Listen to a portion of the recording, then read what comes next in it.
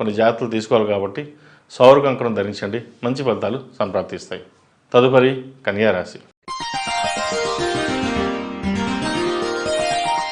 కన్యా రాశి వారికి ఈ వారం బాగుందని చెప్పొచ్చు. గత కొన్ని వారాల కంటే ఈ వారం ఇంకా బాగుంటుంది. మేధాశక్తి పెరుగుతుంది. మీకున్న తెలివితేటలతో ఎన్నో విజయాలు సాధిస్తారు. ఎందుకంటే అందరికంటే 10 అడుగులు మీరు ముందు ఉంటారు. మీ సమయస్ఫూర్తి అందరినీ ఆకట్టుకుంటుంది. మీరు చెప్పే మాటలు ప్రతి ఒక్కరూ నమ్మే విధంగా ఉంటుంది. మీరు అలాగే ప్రవర్తిస్తారు కూడా. మంచి కార్యక్రమాలు చేయగలుగుతారు. వ్యాపారంలో మంచి అభివృద్ధి సాధిస్తారు. వ్యాపార పరంగా విస్తరణ కోసం చేసే ప్రయత్నాలు ఫలిస్తాయి. ముఖ్యంగా బిజినెస్లో చార్టెడ్ అకౌంట్స్ కావచ్చు, ఫినాన్స్ సెక్టర్స్లో కావచ్చు, అడ్మినిస్ట్రేషన్లో కావచ్చు, వీళ్ళకి బాగుందని చెప్పచ్చు. ఎందుకంటే వీళ్ళకి అడ్మినిస్ట్రేషన్ బాగుంటుంది. అడ్మినిస్ట్రేషన్ ఎలా మేనేజ్ చేయాలి అనే భావన, ఎవరితో ఎలా మాట్లాడాలి అనే విధంగా వీళ్ళకి ఉంటుంది. కాబట్టి ఆ విధంగా ప్రాజెక్ట్ మేనేజర్స్ కావచ్చు, ఫైనాన్స్ సెక్టర్స్ కావచ్చు, చార్టెడ్ అకౌంట్స్ కావచ్చు, అడ్మినిస్ట్రేషన్లో ఉన్న పై అధికారులు ఎవరైతే ఉంటారో వాళ్ళందరికీ బాగుందని చెప్పచ్చు.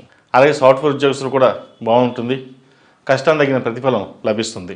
వీసా కోసం, గ్రీన్ కార్డ్ కోసం ప్రయత్నిస్తున్న వారికి ఈ వారం ప్రయత్నించండి, మంచి ఫలితాలు సంప్రాప్తిస్తాయి. ఉద్యోగపరంగా ఎటువంటి ఇబ్బందులు ఉండవు. అయితే ఆరోగ్యపరంగా కొన్ని జాగ్రత్తలు మటుకు తీసుకోవాలి.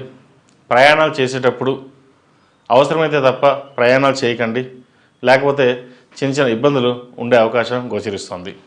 ఈ రాశిలో జన్మించిన స్త్రీలకు వృత్తి ఉద్యోగాల పరంగా, వ్యాపార పరంగా బాగుందని చెప్పచ్చు.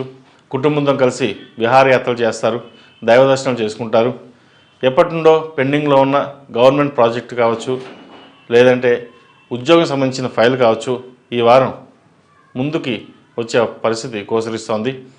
మొత్తం మీద ఫైల్ మీకు ముందుకు వచ్చి కంప్లీట్ అయ్యే అవకాశం కూడా లేకపోలేదు. కాబట్టి వాటి మీద దృష్టి సారించండి, మంచి ఫలితాలు సంప్రాప్తిస్తాయి. సహోదరి సహోదరు మధ్య ఉన్న విభేదాలు తొలగిపోతాయి. వివాహాది శుభకార్యాల్లో ఘనంగా నిర్వహించాలని చూస్తారు. శుభకార్యాలు చేయాలని యోచన చేస్తారు. సంతానం యొక్క అభివృద్ధి బాగుంటుంది. వారి విద్య పట్ల శ్రద్ధ తీసుకుంటారు. ఎన్నడూ లేని విధంగా సంతానాభివృద్ధి బాగుంది, సంతోషపడతారు కూడా. పెద్దవారితో గౌరవ మర్యాదలతో సత్కరిస్తారు. అది మీ మేధస్సు కావచ్చు, లేదా మీ వంశాభివృద్ధి బాగుంటుంది. సంబంధాల విషయంలో 1-4 సార్లు జాతక పరిశీలన చేసుకుని ముందుకు వెళ్ళండి. మంచి సంబంధం కుదురుతుంది. అయితే సంబంధం వచ్చినప్పుడు ఇక్కడ చిన్న విషయం ఏంటి అంటే, ఎవరో ఒకరు తగ్గడం కావచ్చు. ఎందుకంటే మనకు నచ్చింది వాళ్ళకి నచ్చదు, వాళ్ళకి నచ్చేది మనకు నచ్చదు. కాబట్టి ఈ విషయంలో జాతక పరిశీలన అన్ని చూసుకున్న తర్వాత ముందుకు వెళ్ళండి. అలాగే జీవిత భాగస్వామి విషయంలో కూడా మీదే పై చేయి ఉంటుంది. అన్నీ మనకే తెలుసు, నేను చెప్పిందే వేదం అని కాకుండా ఇద్దరూ మాట్లాడుకుని ఒక మాట మీద వెళ్ళినట్లయితే దాంపత్య జీవితం బాగుంటుంది. మరిన్ని మంచి ఫలితాలు సాధించగలుగుతారు ఇద్దరు కలిసి. కాబట్టి ఒకరి మీద ఒకరి నమ్మకంతో ఒకే మాటకి వెళ్ళండి, మంచి ఫలితాలు సంప్రాప్తిస్తాయి. ఈ రాశిలో జన్మించిన వారికి కలిసి వచ్చే సంఖ్య 8, కలిసి వచ్చే దిక్కు తూర్పు, కలిసి వచ్చే రంగు నావీ బ్లూ. ఈ రాశివారు ప్రతిరోజు ప్రతినిత్యం గణపతికి గకారక అష్టోత్తరంతో పూజించండి.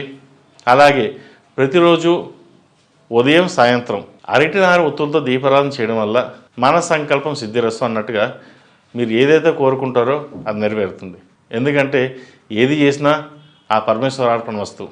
కాబట్టి పరమేశ్వరుడికి, సర్వేశ్వరుడికి మనకి తోచిన విధంగా దండం పెట్టుకుంటే ఆయనే కరుణిస్తాడు. కాబట్టి కష్టే ఫలి, మన పని మనం చేద్దాం, మిగతాది పరమేశ్వరుడికి వదిలేయండి. కాబట్టి ఈ వారం మొత్తం మీద అన్ని శుభసూచకాలే ఉన్నాయి. కాబట్టి ఎటువంటి భయపడాల్సిన అవసరం లేదు.